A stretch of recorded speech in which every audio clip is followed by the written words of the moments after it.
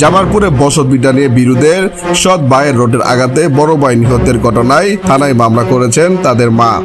জামালপুরের মেলান্দ উপজেলায় বসত ভিটা নিয়ে দীর্ঘদিন ধরে পারিবারিক বিরোধের জেরে সৎ ছোট ভাইয়ের রোডের আঘাতে বড় ভাই মাসুম নিহত হয়েছে। এই ঘটনায় ঘাতক ছোট ভাই মোহাম্মদ হাসিবের বিরুদ্ধে থানায় হত্যা মামলা করেছেন তাদের মা মাসুমা আক্তার।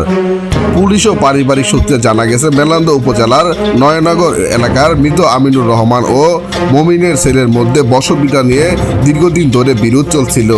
গতকাল শনিবার সন্ধ্যায় এই বিষয়টি নিয়ে দুই ভাইয়ের মধ্যে তীব্র কথা কাটাকাটি হয়।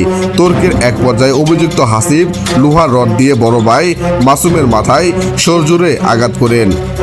আঘাতে মাসুম গুরুতর আহত হয়ে মাটিতে লুটিয়ে পড়লে স্থানীয়রা তাকে উদ্ধার করে জামালপুর জেনারেল হাসপাতালে নিয়ে যান। সেখানে কর্মরত চিকিৎসক তাকে মৃত ঘোষণা করেন।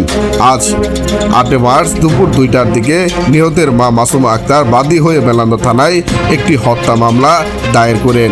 তবে ঘটনার পর থেকে অভিযুক্ত হাসিব পলাতক রয়েছে। মেলান্দ থানার ভারপ্রাপ্ত কর্মকর্তা ওসি মোহাম্মদ উবাইদুল হক জানান, নিহতের মা বাদী হয়ে থানায় মামলা করেছেন। আমরা আইনগত ব্যবস্থা নিচ্ছি।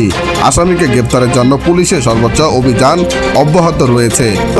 নিহত মাসুম এই এলাকার মৃত আমিনুর রহমানের বড় ছেলে এবং অভিযুক্ত হাসিব তার সৎ ভাই ও চাচাতো ভাই।